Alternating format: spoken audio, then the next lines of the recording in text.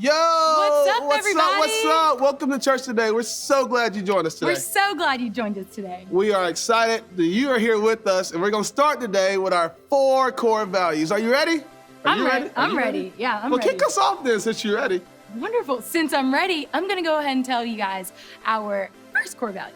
Our first core value is love God. Love God. Now, January, why do you think that's our first core value? Man, it's our first core value because it's the most important value. That makes a lot of sense. Ever. That makes a whole lot of sense. Can I tell you why it is? Yeah, you can. Go ahead. Wonderful. Because God is love and He first loved us. That's super cool. Now, I'm going to do our second core value because I know it. Okay, you do your second it? core value. I know it. Okay. It's love people. Want to say it with me on the count of 3? Ready? 1, 2, 3. Love people. We love people because God loves all people. All people. All people. All of them. I love that. All the people. Man. You want to take the third core value? I would love to. It's one of my favorites. Actually, all of them are my favorites. Wait. Do your best while you do this. Okay, I'm gonna do my best. So, on the count of 3, we're gonna say our third core value. 1, 2, 3. Do your best. Now, since you took it, you want to just tell us why we do our best? Or what happens when we do our best? So, when we do our best, God does the rest. That's so great. Now, our fourth core value is one of our favorites. You think so? Do you like this one? Absolutely, but I think we need to get loose a little bit. Okay, let's get loose. Oh, man. Neck Okay. rolls. For days. Okay, on the count of 3, we're all gonna say the fourth core value together. All together? All together. Okay. 1, 2, 3. Have fun! Now, January, tell us why we have fun. It would be an honor. Okay. We have fun because God gives us joy. That's so great. Now, how can we show that joy, though? Well, whenever we worship, we can stand up, move around. Okay. Get really active. I think it's actually time for that. It is pretty close to time. Let's get ready to worship. You guys ready to worship? Let's go. Let's go.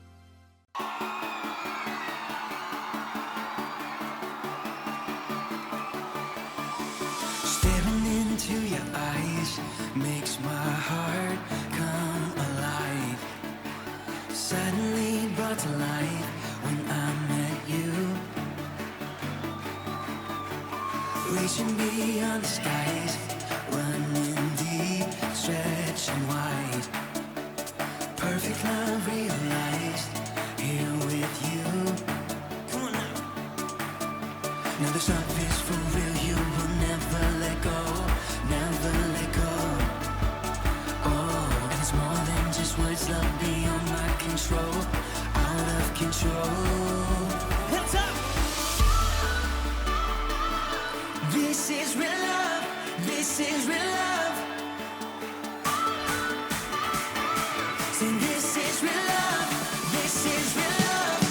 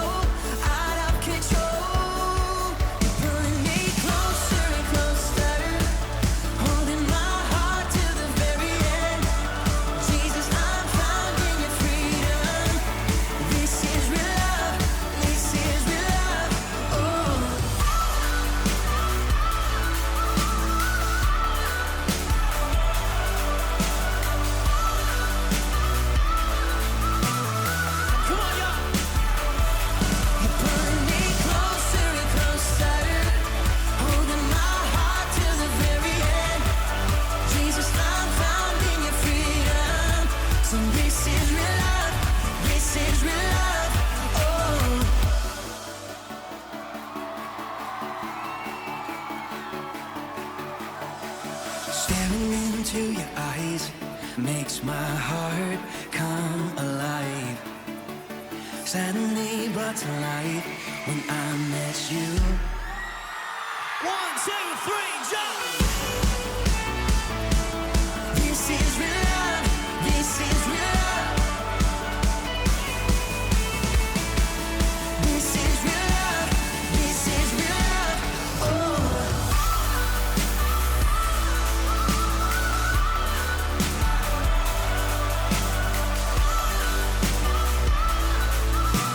One more time, we say.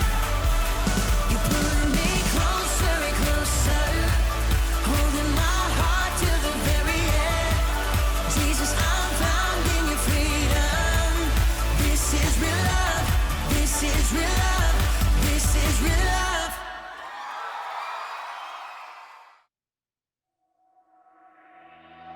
There's joy when I sing your name. There's joy I cannot contain. This joy all of my days.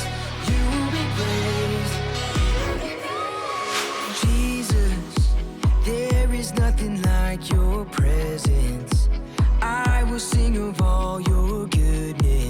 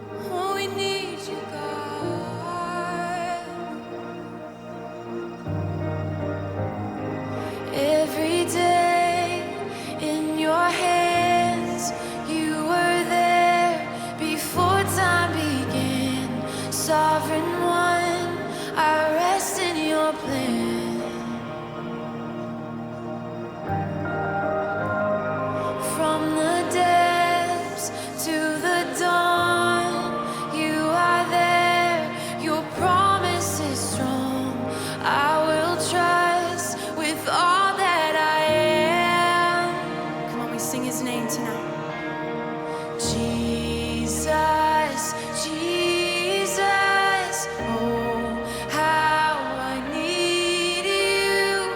You stay the same. You are good in your ways.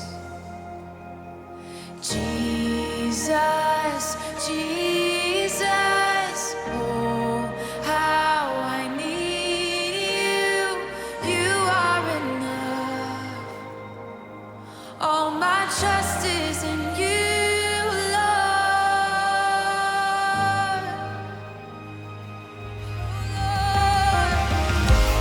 You fashioned me for my heart. Search my soul and know every thought. Love so great, but never too far. Oh, we thank you, Jesus. Through the storm, you're the calm. In every war, you've already won. Life secure in your loving arms. Jesus, Jesus, oh, how I need you. You stay the same. Yes, you are good in your ways. Jesus, Jesus, oh, how I need you. You are enough. All my trust is in you, Lord.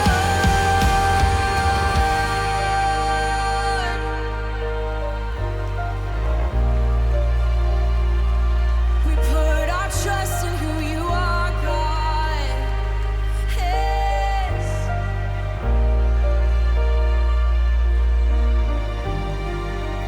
You are powerful, God above it all. I believe in you. I believe in you. You do miracles, the impossible. I believe in you. I believe in you. You are powerful, God above it all. I believe in you. I believe in you.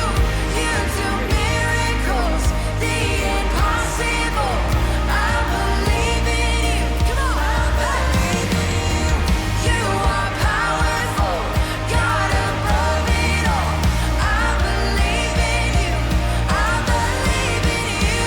You do miracles, the impossible. I believe in you. Jesus, Jesus, oh, how I need you. You stay the same. You are good in your ways. Jesus, Jesus, oh, how I need you. You are enough. And all my trust is in you, Lord. You are powerful, God above it all. I believe in you. I believe in you. You do miracles, the impossible. I believe in you. I believe in you. You are powerful, God above it all. I believe in you. I believe in you. You do miracles, the impossible.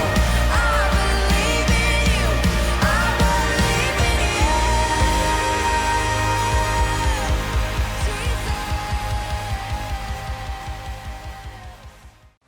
Hey everyone, it's time for the memory verse. So everyone stand up on your feet. This first time, I'm gonna say it and you watch. The second time, I'll say it and you repeat after me. And the third time, we'll all say it together. If you're ready, say, I'm ready. Yeah, I'm ready too. All right, this first time, I'll say it and you watch. Now, faith is confidence in what we hope for and assurance about what we do not see. Hebrews 11:1. Cool. This time I'll say it and you repeat after me. Now, faith is confidence in what we hope for, and assurance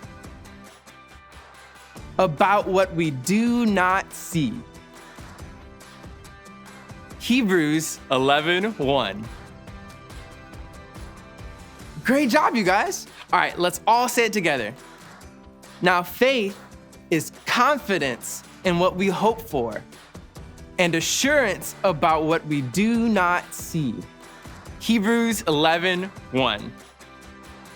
That's right, you guys. You did a great job. I want you to keep practicing that verse, really get it into your heart, and we'll see you next time.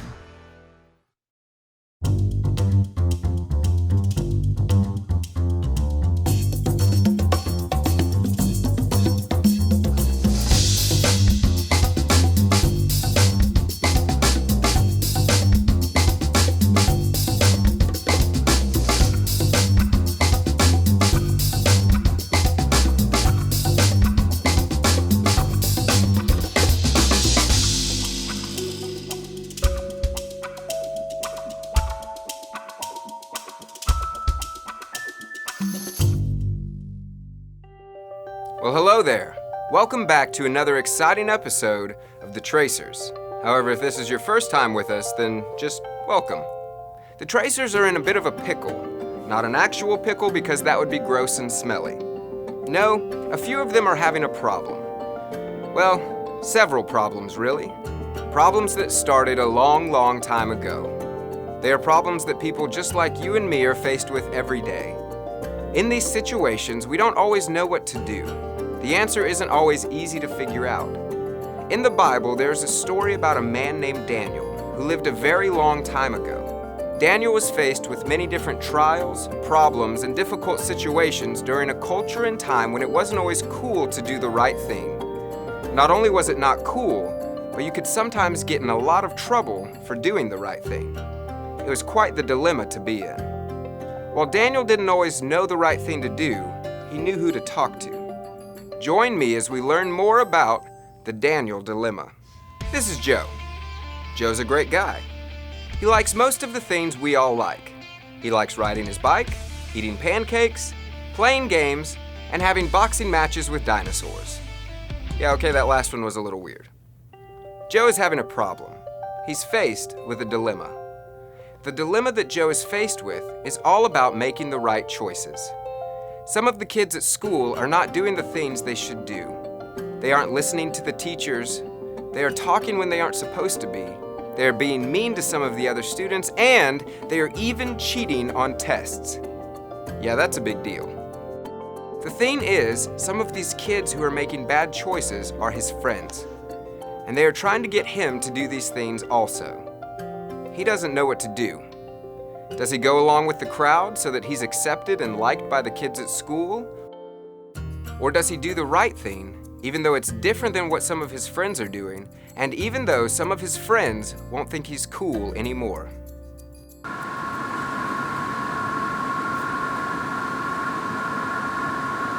It's a hard call to make, and it isn't always an easy one. You see, Jesus always did the right thing. And doing the right thing is sometimes the hard thing to do. But with Jesus' help, we can do the right thing every time. And God promises that when we do the right thing, we will have the best life ever, even if it's difficult sometimes. And that's why today's main point is I can make good choices. Let me show you a story about what happens when we don't make the right choice, and then what happens when we do make the right choice. Let's go.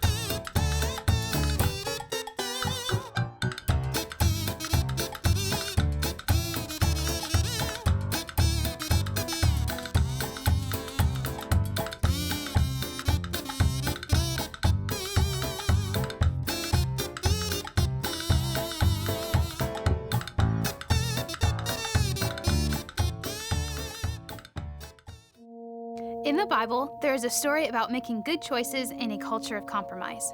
In the Bible, in the book of Daniel, there is a story about 3 of Daniel's friends who had to make a very big choice. The king of that time was King Nebuchadnezzar, and one day, King Nebuchadnezzar decided that he wanted to make a statue of gold. So he had a dedication ceremony where he called all of the people of the land to come see the statue. This statue was an idol, or a false god, meaning it wasn't the one true, real God. And an idol is anything we worship that isn't God. Then King Nebuchadnezzar told everyone that they had to worship this idol that he built. He told them that at a certain time they would blow trumpets and everyone would have to bow down and worship this pretend god. And if they didn't, they would be thrown into a fiery furnace. Now Shadrach, Meshach, and Abednego had a very big choice to make. You see, these men made a choice a long time ago to love God, to live for Him, and to only worship Him. But if they didn't do what the king told them to do, they'd be thrown into a fiery furnace. But that didn't matter to them. They stood firm on the choice they already made. The time had come. The trumpet blew a loud blast, and everyone around them bowed down and worshiped the statue. But Shadrach, Meshach, and Abednego didn't bow. They stood tall and worshiped the real God instead of the statue. This made the king mad. He called for all 3 men to be brought to him. He asked them, "Is it true that you do not serve my gods or worship the image of gold I have set up?" Then he said that he would give them one more chance to bow down to the statue, or else they would be thrown in the furnace. Shadrach, Meshach, and Abednego replied to the king and said, "The God we serve is able to deliver us from the furnace and will save us from your hand.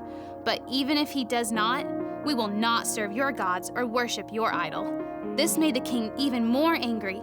He ordered that the furnace be heated 7 times hotter and that the men be thrown in immediately.